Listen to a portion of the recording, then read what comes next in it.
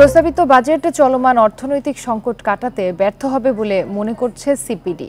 সংবাদ সম্মেলনে সংস্থাটির নির্বাহী পরিচালক ফাহমিদা খাতুন বলেন, জিডিপি প্রবৃদ্ধি এবং বিনিয়োগ সহ অর্থনৈতিক সূচকগুলোর যে লক্ষ্যমাত্রা দেওয়া হয়েছে তা উচ্চাভিলাষী।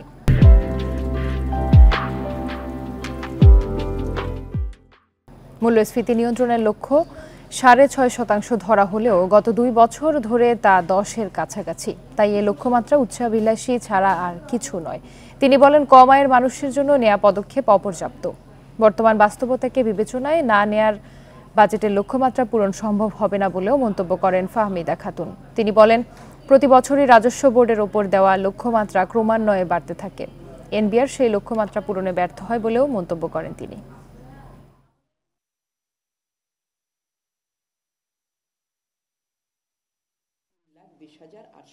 প্রক্ষেপণ করা হয়েছে 2025 সালের জন্য, যে সেগুলো বাস্তবতার সাথে সেগুলোর কোনো সাযুজ্য নেই। চলমান 2024-এ যেটা কিনা লক্ষ্যমাত্রার শুরুতে ছিল 7.5%, সেটা কিন্তু এখন আমাদের সংশোধিত 2024 বাজেটে সেটা কমিয়ে 5.8-এ আনা হয়েছে। সেই প্রেক্ষিতে 6.8 প্রবৃদ্ধির হার অনেকটাই উচ্চাকাঙ্ক্ষী।